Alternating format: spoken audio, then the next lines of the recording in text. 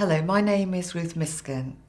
After being a head teacher for many years, I set up an organisation that trains teachers to teach children to read quickly and successfully.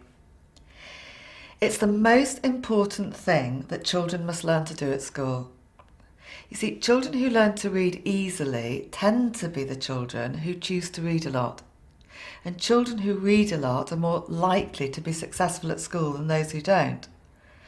Now, synthetic phonics is the quick route there. So what is synthetic phonics? When your child is learning to read, there are two crucial things to learn. Sounds are represented by written letters, and how to blend the sounds to make words. We use 44 sounds to speak all the words in English.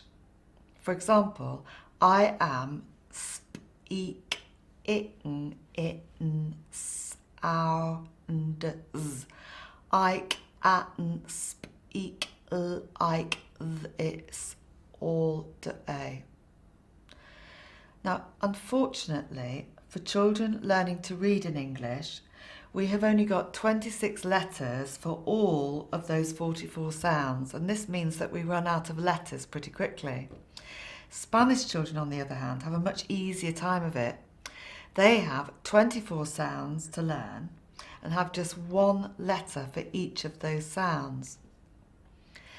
Now, in English, we have to make do with using pairs of letters to represent many of those sounds. However, in most schools, children start with just one way to read and write each sound. So for the sound they're going to learn to read the letter m. For the sound a, they're going to read the letter a. Now, it's only when they have mastered this simple code that they are taught the alternative versions of the same sound. Once children can read the sounds, they are taught to read the words by blending, and this is called synthesizing the sounds together to make a word. So, for example, I would want to make sure the child could read and a and t. And I'd want to make sure they could read those sounds really quickly, at. And then we'll get the children to blend the word, which is at, mat. At school, you will probably hear teachers talking about blending, but you might also hear them refer to this as sounding out, or in my schools, I call it Fred talk. All of these terms focus on the same point, synthesizing sounds together to make words. In nursery and reception, your child will learn to do this using lively and fun teaching. And so by the end of year one, all children will be able to read simple words like shop, shop, splash, splash, green, green, play. And many will be able to read much longer words too. Now, fortunately, there is soon going to be a simple phonic check at the end of year one, just to make sure that there are no children who slip through the net. And if any do, the school will be expected to work hard with your children until they can read words by sound blending. So what top tips can I give you? Right, tip 1, saying sounds correctly. This is really important when you're helping your child learn the sounds. Just remember not to add an at the end of the consonant sound. So say not ma, not la. Because then later it's easier to blend the sounds together to make the words. For example, if you say ta, it's really hard for the child to say mat. But if you go at, it's so much easier to put those sounds together to say mat. If you're not sure how to say the sounds, then you can use the Say the Sounds section on this website to practice. Right, second tip, help your child to match the sounds to the letters. Show your child the link between the sound and the written letter shape. For example, if I'm teaching the sound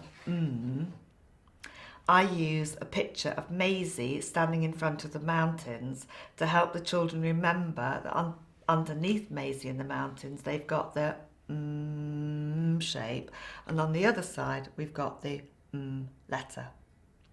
Likewise with the D, I'll show them the dinosaur, the dinosaur that's standing in front of the letter D, and on this side we've got D. This side dinosaur, this side D.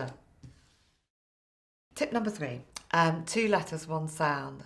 Some sounds are represented with 2 letters. We say 2 letters, 1 sound. So here we've got the sh, 2 letters, 1 sound.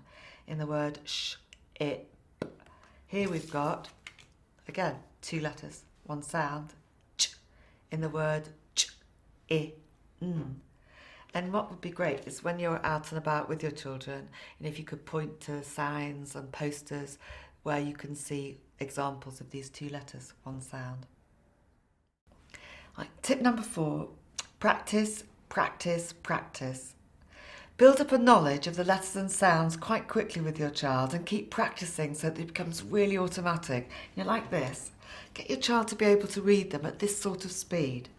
G, L, N, H, E, S, K, X, Y, Z, R, and even more quickly if you can. Okay, tip number 5. We want to help children to put sounds together to read simple words. Now, the first thing we want to make sure is that the children can read the sounds really quickly first, as I've just said. So we've got s and I and t before you even think about sound blending. That's really important. And then I practice saying the sounds in the word with the child like this. S, I, t, and get them to repeat. S, I, t. Then I show the child how I put those sounds together. Sit. Let's say sit. And then say it in sounds again. S, it. And I say to the child, so what sounds am I going to put out here then? And hopefully the child will say s, it. It really helps if the child makes that, constructs that word for themselves the first time. And then I'm going to get the child to read the word by going s, it, sit, s, it, sit. And then modelling the cards up again. Child puts it out again on his own. S, it, sit. And practice saying that. The important thing is to keep saying it and keep rebuilding it so they see that those letters together make that one word sit. And you practice that with lots of different words. Tip 6, tricky words. Some everyday words in English have tricky spellings and can't be read easily by blending. Imagine trying to read the word said, s-e-d, or does, d-a-z. What you see doesn't match the sounds that you're saying. These are called high-frequency tricky words, or I call these red words, and that means you've got to be on red alert when you see these. These words just have to be learnt by sight and flashcard type speed games. These are a really good way to practice them. Tip 7, reading books. Schools using good synthetic phonics programs send home decodable books like this one. These books contain mostly words that children can read by sounding out. This gets them off to a really good start because they can read them independently. Now, for example, when a child reads this book for the first time, they'll use sound blending to work out many of the words, like this. L, et, let. There's a red word, me. L, et, me, os, cross. Said, il, Billy, the, k, id. It'll be really slow. Now, the second time, you're going to help them read it a little bit more speedily, so they can read it, let me cross, said Billy the kid. And you'll also start talking about, what does this cross mean? Let me cross. What's happening here is that Billy the kid is crossing the bridge. Let me cross, said Billy the kid. So you're combining the sound blending with the meaning of the passage. Now, on the third time that you read the page, you want the children to read it with lots of enthusiasm so they can develop what we call a storyteller voice. "Let me cross," said Billy the Kid. "Let me get a fat red plum." So you might encourage your child to have a sort of pleading voice. "Please let me across this bridge." "Let me cross," said Billy the Kid. "Let me get a fat red plum."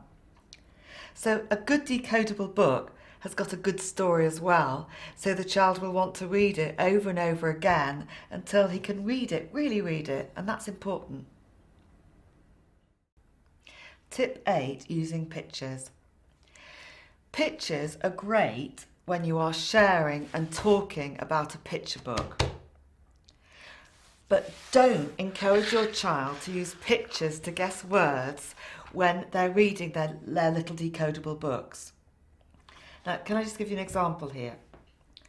If a child's reading, "Let me get a fat red," and they come across this word here, plum, we want them to work that word out by the sounds. What we don't want them to do is to stop and say, "Oh, let's look to see if there's a picture to help us. Oh, look, there's some plums on the picture here. Can we see the plum? Ah, now let's read the word."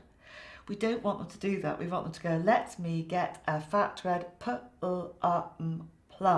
Now that's vital because the next time they come across the word plum, they can say, "Oh, plum," without any picture. Children really do need to be able to decode for themselves independently. That's what's going to make them into real readers. If, however, it's a word outside their phonic range altogether, or it's a totally tricky word that can't be sounded out, which will be unlikely in these books, just tell them the word. Just say, "Look, it's said," and move on to the next word. Carry on reading. Keep the flow of that story going. Tip 9, writing letters. The most important thing you can do is to help your child read these sounds, but many parents like to teach their children how to write the letters as well. I use pictures to help me. So here I talk about the going round the dinosaur's back and all the way up his neck and all the way down to his feet.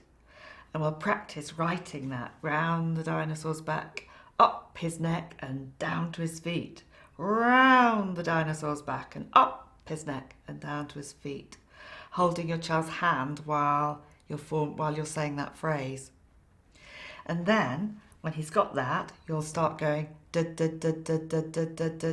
dinosaur, dinosaur, dinosaur, and eventually you'll get to the point when you can just go duh. And don't forget to show your child how to hold a pencil in what we call the tripod grip.